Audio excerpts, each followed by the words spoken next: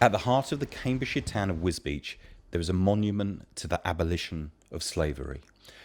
Thomas Clarkson was a leading campaigner against slavery who helped bring about the Slave Trade Act of 1807, which ended the British slave trade. Though a million miles away from the cotton-picking fields of the Americas, Wisbech's place at the heart of Britain's agricultural economy means that today it's still at the heart of the fight against slavery. In recent years, an estimated 10,000 migrant workers have made Wisbech their home. Though most migrants have found legal employment in local factories and fields, some have also been exploited in modern-day slavery. The large increase of Eastern Europeans has also left some local people feeling angry that the nature of their town has changed. Nicknamed Wisbechistan by some, the town is also on the front line in the effort to ensure communities can live peacefully together. Tarek is just one of those who has experienced modern-day slavery. I get here as an asylum seeker, come to one country to another country and end up here. I didn't come to Wisbech first. I came into London, but it's a big city. It's alright. It's more opportunity for jobs, but the accommodation and that was so expensive. Where I was living, there was like six bedroom flat, and was 6 people living. So when I came into this country, so that they used to pay me cash in hand, like £2 an hour or £3 an hour, which was the below minimum wages. So yeah, there was lots of gang masters like this. Illegal gang masters? Illegal gang, yeah. And so is Vitortis, who didn't want to be identified on this film. Oh, it's very, very bad situations. I knew they don't even been paid. They live there. It's 10 people in one room, and it's very dirty. No showers, no toilets. It's a very bad situation. But now it's better. When I came, this is 10 years before, it was gangs, Lithuanian gangs, mafia. They did these things, but now it's better situation. I was in the modern slavery. It's really slavery. They took my passport, took my phone, my money, everything, and I just worked for them 6 days, 12 hours per week. Wow. And when I told I want to leave, okay, you can leave. They give me back my papers and no money. Detective Sergeant Chris Acortt and PC Nick Webb know exactly what modern-day slavery is because they are leading local efforts against it.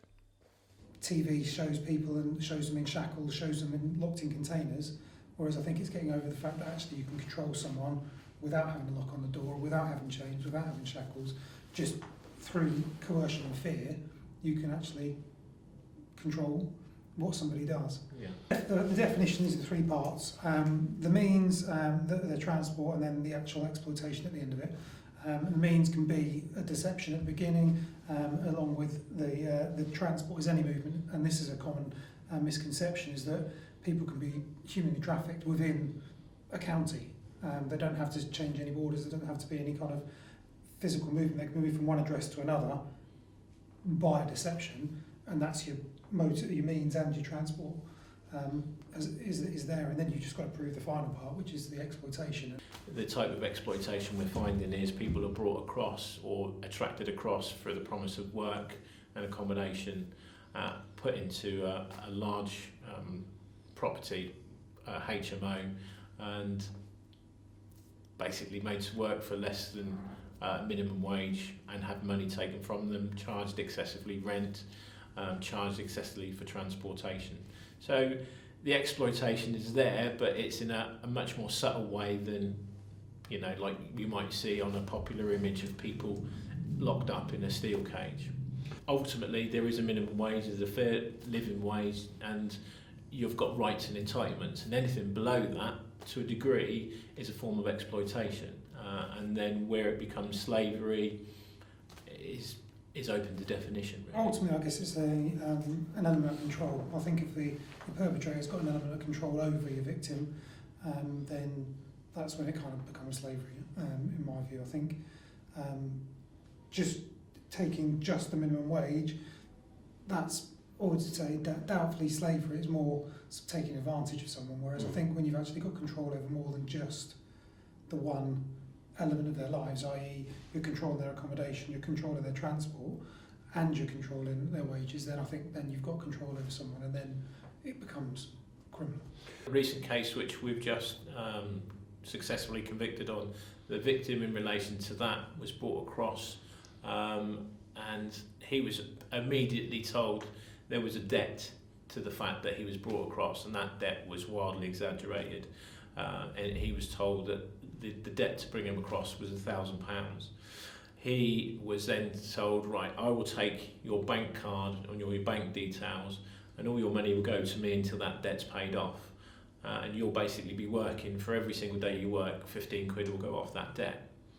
The guy worked for 10 months, never saw a penny of the income that he was earning, despite the fact that in some weeks he was earning £400 or £500 per week. During that period of time, the conditions that he was living in varied from living on a small 2-bedroom leather sofa with no bedding at all, just a cushion. So there's nowhere to lay down, you couldn't actually physically lay down.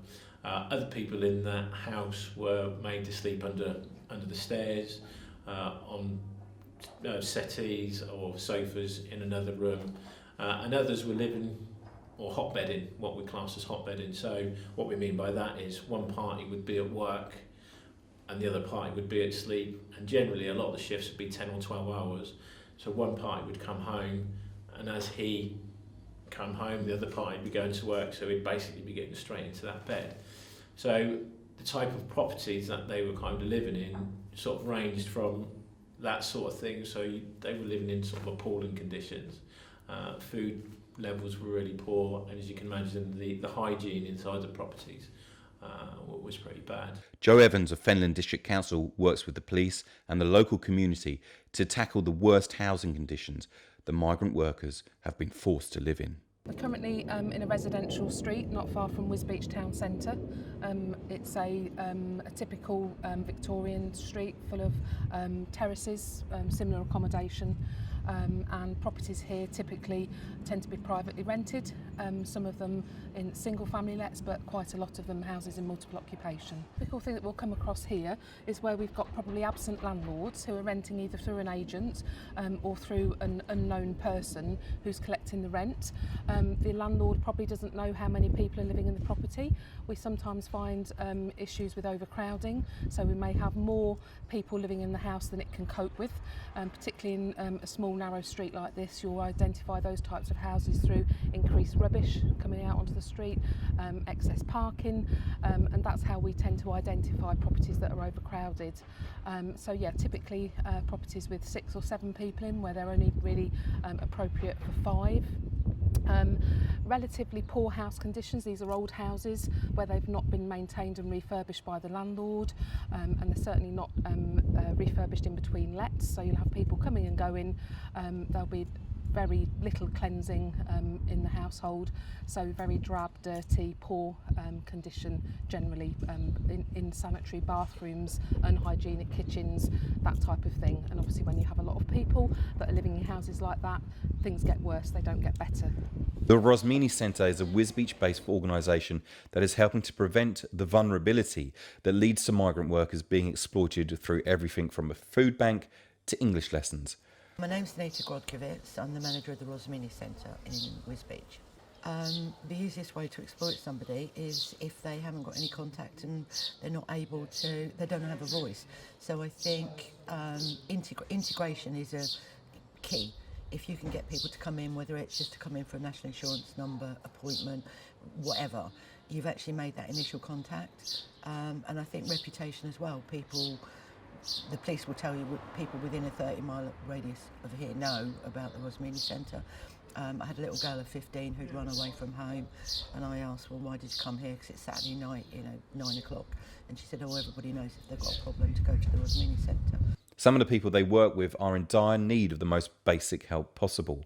Salunius is one of 6 Lithuanians forced to live in a woodland camp when he lost his passport. So this is where you cook? Cook food, all. but now little, we have little gas. Not much gas. Water from Tesco, from supermarket. This my. This is your tent. Was it cold last night? Cold. Now it's April, but in winter we have here and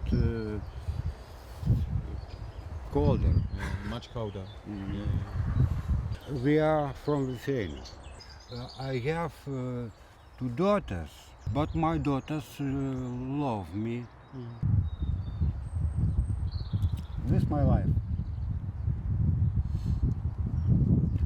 The rapid increase of the number of Eastern Europeans is not popular with all local residents who say their town has changed for the worse. First of all, you couldn't get a job around here. Secondly, it was not safe in the evenings to come out. And thirdly, you just see the town deteriorating week after week, year after year, until it's in the state it is now. You've only got to look at the back of me and you will see the state of the street. They never used to be like that. And this is what you get all over the town. You don't have to know where these people are living because you can see it. It's unsafe. It's unsafe. It's unsafe. I mean, even in the day, at 8 o'clock in the morning, if you come up in this town, there's people drinking in the street. My name's Paul Clapp. I live in Wisbech. We're in Norfolk Street. Norfolk Street used to be a bustling street. Basically, it was mainly English businesses. Now, a lot of it isn't. A lot of it's been taken over by Eastern Europeans. It's changed, I think it's changed for the worse because what's been happening is obviously you've had an influx of people come in, and what's happened then, obviously wages have gone down. Drinking is a problem with street drinking. Every morning there's a problem with street drinking, but nobody enforces it. A lot of things need to change in this town. My daughter-in-law's Latvian, and she came over to this country to work, and she was subject to basically slave labour, slave wages. And I remember one week she told me she worked 80 hours on the land and she got paid 96 pence after they took their deductions for housing, for food, for gas and electric. That is disgusting and you can't allow it to keep going on. We need migration here because in factories, I work in a factory at the moment, and we need these Eastern Europeans to come here and do the work because the English will not do the work. It's as simple as that. This town isn't a lost cause. But when you come up here on a Saturday morning now and you don't hear English, you don't. Some mornings I can talk to everybody I know that ain't English, and that's a fact. It'll be like a ghetto. That's what I see in 20 years' time. Yet cafe owner Bruno rejects that characterisation that migration has brought trouble to this town. It's not true because even yesterday I left 20 to 1 on court to 1 in the morning. From time to time it is a problem or a fight like everybody else, everywhere like on a park next to the church a couple of weeks ago. Almost killed a old man there on the town, right in the center. I think it was about Christmas or something. They stabbed a man there. So it's not about Norfolk Street. It's everywhere. Kingsley, next to my house, a guy stabbed his girlfriend. So it's not about Norfolk Street. And for all the headlines about modern day slavery and community tensions, as ever there are people simply getting on with their lives. Giving a helping hand when needed, most are happily living their lives, have no intention of ever going back to Eastern Europe. Would you think about going back to Lithuania? I think no. Why? What's better about England than Lithuania? My husband have here good job, and they go to Lithuania. It's little hard because we haven't house. We need rent a flat. We need looking jobs. I think it's little hard. So, some 200 years after Thomas Clarkson helped outlaw the British slave trade, migration is still providing opportunities for criminals to force people into bondage. But when you walk past Thomas Clarkson's statue up in the town, do you ever make a connection between what you're doing and what he was doing? Yeah, 100%. I mean, I, if anything, I'd say I'm really sad that we have that memorial up there, but actually that's still going on today. As a local choir in Wisbech, the Clarkson singers remind us all it takes for those that are lost to be found is the practical help of good people.